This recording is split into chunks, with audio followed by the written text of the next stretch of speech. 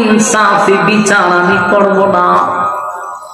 আল্লাহ বলেন ইনসাফের বিচার করব কিয়ামতের কঠিন ময়দানে। রব্বুল কারীম বলেন মানুষের তিনটা অবস্থা হবে বড় ভয়ানক। একটা হলো মানুষের আমলনামা দেওয়ার সময়, এটা কি ডান হাতে দিব না বাম হাতে দিব, এই চিন্তায় মানুষ অস্থির হয়ে যাবে, এই সময়টা বড় ভয়ানক। আরেকটা সময় হলো মিজানের পাল্লা, এই আমলনামাকে হালকা হইব না বাড়ি বই চিন্তা মেশে। আরেকটা হলো ফুলসিরাতের ফুলের সামনে দাঁড়াইয়া মানুষ পাগল হয়ে যাবে। ব্রিজটা যদি পার হইতে না পারি তাহলে নিচেই জাহান্নাম, নিচে ইন্না জাহান্নামা কানাত মিরসাদা লিত্তাগিনা মাবা লাবিসিনা ফিহা আহকাবা লা ইয়াযুকুনা ফিহা বারদাও ওয়ালা শারাবা। এই যে দুই নম্বরই করতে করতে একটা অসহায় মানুষ সঠিক ন্যায় বিচার পাইতেছে না। কথা কি বুঝতেছে না দাদা?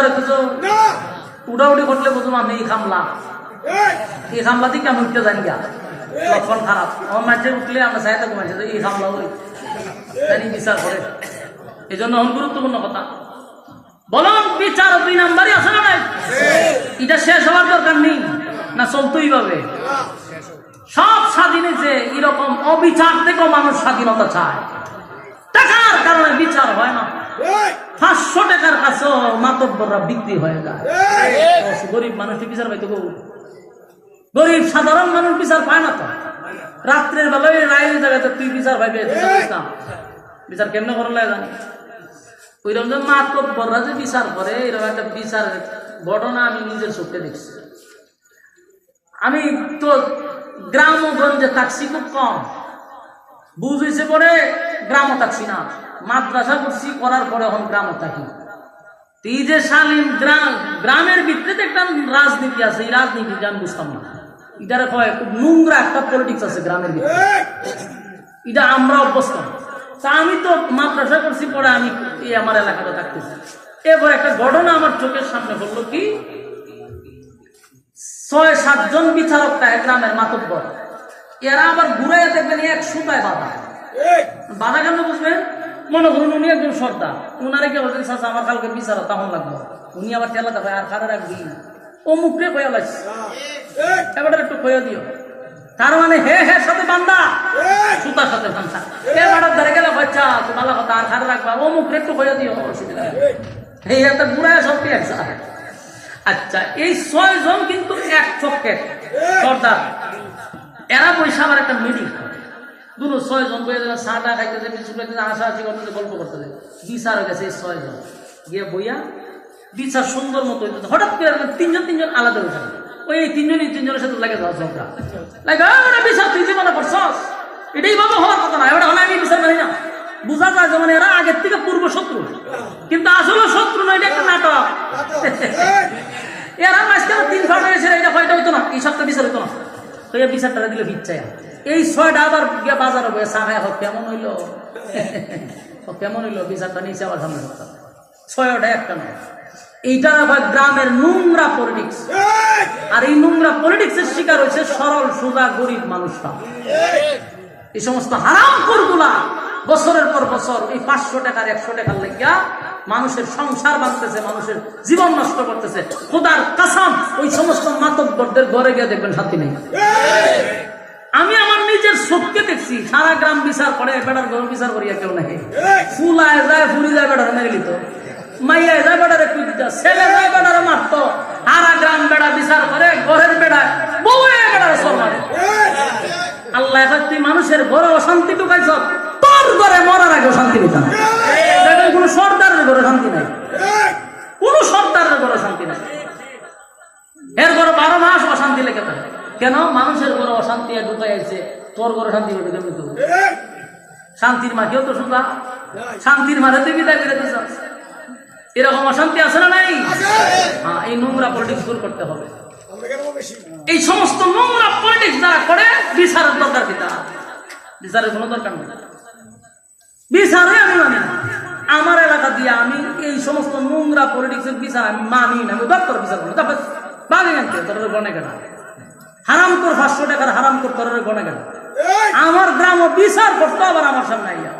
আমি তো বেটা শুধু, কিন্তু খবর আছে আমার আজ পর্যন্ত কোন চেয়ারম্যান আমার বসাইতেছে বিচারই মানি না। তোর হারাম কর তোর বিচার কি আমার সারা দেশ বাস করে আমি আমার বিচার করছি, তুই আয় তোর বই আমি এই জন্য হারাম করতে বিচারই মানলাম না। কি আর বিচার মামলা করে কি বিচারের দরকার নাই, কারণ এটি রাত্রের বেলা বিক্রি হয়ে যায়। আমি আবারও বলছি ওই সমস্ত মাতব্বরদের হাতে পায়ে ধরে বলি, আল্লাহর কসম শান্তি পাইতেন না গরম, নিজের ঘরের শান্তি হারাবেন, মানুষের শান্তি নষ্ট করবেন না। যতটুকু পারেন অসহায় দরিদ্র মানুষের পাশে দাঁড়াবেন। অসহায় মানুষটা বিচার পাইতেছে না, আপনি সরকার হিসেবে এর পত্রিকা দাঁড়াইবেন। 500 টাকায় কোনো আপনার সংসার চলে না, কিন্তু একটা 500 টাকা নোটের কারণে জীবন শেষ করে দিচ্ছেন একটা গরিব মানুষের। হে বিচার না পাইয়া আড়ালে গিয়া চোখের পানি ছাড়ে, আর এই চোখের পানি ছেড়ে আহ যে করে আমরা জীবন শেষ, তার আহ আল্লাহ পর্যন্ত গিয়ে পৌঁছে গেছে। আপনার জীবন ধ্বংস হওয়ার জন্য যথেষ্ট। শুধু আপনি না, আপনার 14 সিঁড়ি পর্যন্ত শান্তি পাইতেন না। মানুষের অভিশাপ, এজন্য মানুষের অভিশাপ নিয়েন না। একটা মানুষ নামাজ নাই, রোজা নাই, কিচ্ছু নাই, কিন্তু এই মানুষটাও যদি অভিশাপ দেয় খবর আছে, কারণ অভিশাপটা দেয় মানুষের কলিজায় যখন লাগে তখন আহ করে, আর এটা আল্লাহ পর্যন্ত পৌঁছে যায়। মাজলুমের দোয়া কি আল্লাহর কাছে কবুল। কথা কি বুঝতেছেন? এই জন্য আমার যুবক ইনসাফের বিচার করবেন, বেইনসাফের বিচার করবেন না, কারণ আল্লাহ রাব্বুল আলামিন কিয়ামতের কঠিন ময়দানে ইনসাফের বিচার করবে। সেদিন আল্লাহ বলেন, আমি কোন বান্দা বান্দির উপরে বেইনসাফি করব না। বান্দারে, হাসরের মাঠে যখন মানুষগুলা দাঁড়াবে উলঙ্গ অবস্থায় মালিকের সামনে যখন দাঁড়াবে, মানুষগুলা ভয়ে আতঙ্কে থাকবে। এমনও বলা হয়েছে 50,000 বছর পর্যন্ত ওই সূর্যের নিচে দাঁড়ায় থাকতে হবে। প্রচন্ড সূর্যের তাপ, জমিনটা সূর্যের আলো তাপে তামা হয়ে যাবে। মানুষগুলা দাঁড়ায় থাকবে উলঙ্গ অবস্থায়। আল্লাহ রাব্বুল আলামিন সেদিন বিচার করবেন, কোনো উকিল ব্যারিস্টার লাগবে না। হাতগুলা কথা বলতে থাকবে, পাগুলি কথা বলতে থাকবে। আপনার জবান আমার আল্লাহ বন্ধ করে দিবে। আল্লাহ বলেন জবান বন্ধ হয়ে যাবে, কিন্তু তোমার হাত তোমার বিপক্ষে সাক্ষী দিবে। আপনি সেদিন দাঁড়ায় মনে মনে বলবেন, মালিক আমি আমার হাত আমার বিরুদ্ধে সাক্ষী দেয় গো, আমার পা আমার বিরুদ্ধে সাক্ষী দেয়, আমার জবান তো বন্ধ। পা বলবে আল্লাহ আমার দিয়া ওই জায়গায় গিয়া দাঁড়ায়া দাঁড়ায়া কামটা করছিল। হাত বলবে মালিক আমার দিয়া এইভাবে ধরছিল। এইভাবে যখন সাক্ষী দিবে, বলুন আর কোন উকিল ব্যারিস্টারের দরকার আছে? সেদিন আপনি অসহায় হয়ে যাবেন। আল্লাহ বলেন বাঁচার কোনো সুযোগ নাই, পাই পাই করে আমি হিসাব নিব। হিসাব না দিয়া বদলা একটা সেকেন্ডের জন্য লড়তে পারবি না। আর কোন সুযোগ নাই, সামনে আগাইবে কোনো সুযোগ নাই, ইঞ্চি পরিমাণ সুযোগ আল্লাহ দিবে না। কথা কি বুঝতেছেন? কোথায় লেব? আল্লাহ বলে আমি বিচার করব, ইনসাফের বিচার করব, বেইনসাফের বিচার আমি করব না।